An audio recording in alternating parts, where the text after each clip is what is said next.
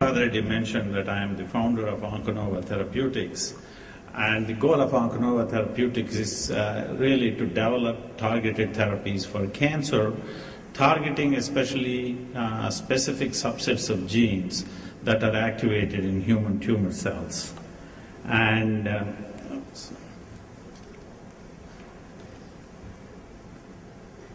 I am a Mac person, so I'm not very familiar with the operation of the PCs.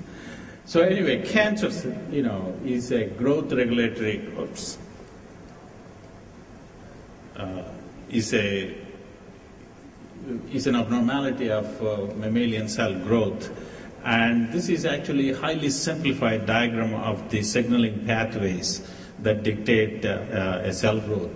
And essentially, the cells grow through the interaction between, I don't know, the pointer doesn't seem to be working here.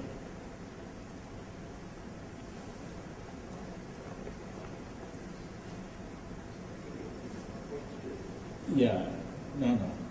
You have to press it hard, it is going. Do you have a separate pointer? When I'm pressing this, it is moving forward. You have pointer? Yeah.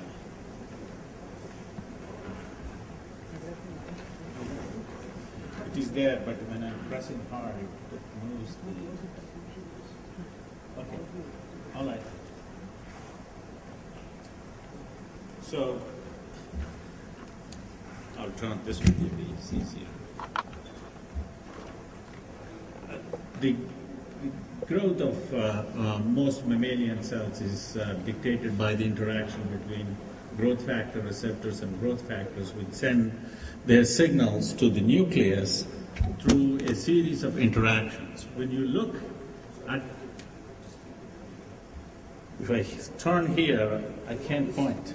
Yeah.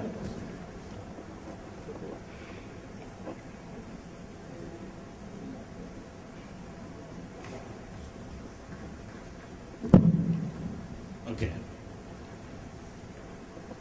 So when you look at the signaling pathways, roughly the proteins that are associated with the transmission of these signals, what you find is roughly 50% of these proteins belong to a family called protein kinases. And when you look at the human genome, there are roughly about 500 of these genes which dictate various processes that are associated with cell growth, differentiation, and cell death. And about 100 of them are associated with cancer. And many of you know, as of today, roughly between various pharmaceutical companies and academic institutions, our goal is to develop inhibitors and see their utility in the regulation of cancer growth.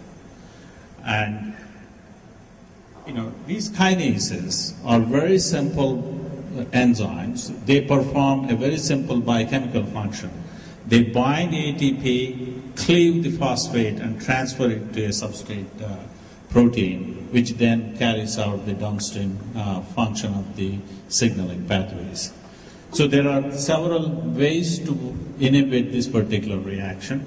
One of them is to create molecules that bind to the ATP binding pocket and block this particular interaction.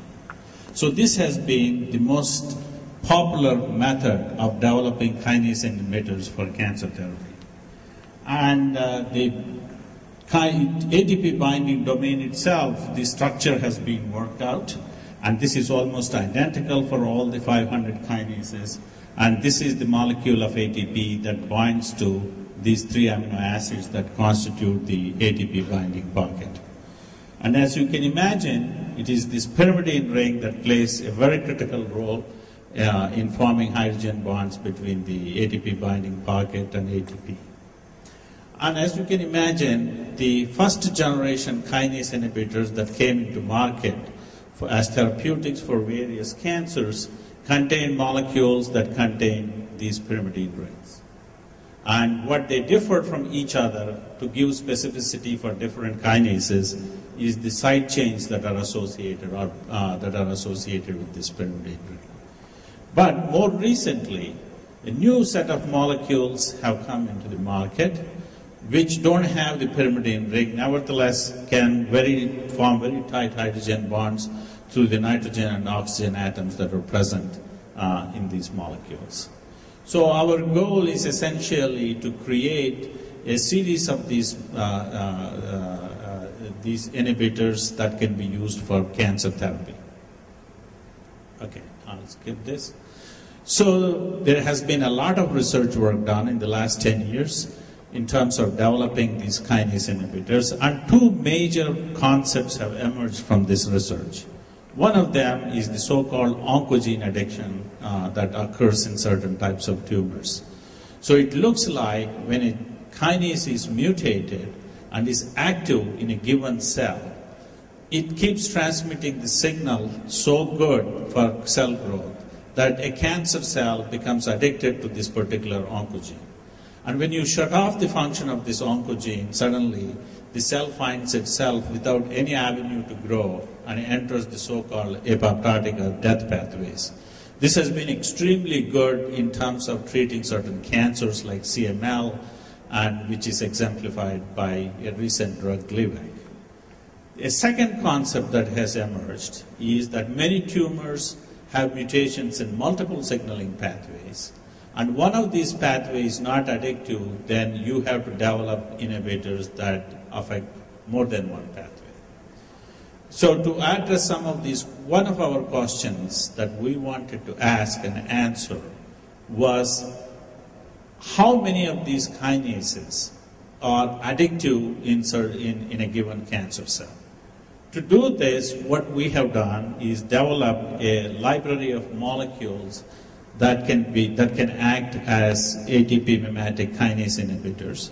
And with the help of our chemistry team headed by Dr. Reddy, we made about 2,000 of these molecules and developed a strategy to test the concept as to whether any of these kinases are addictive to cancer cell.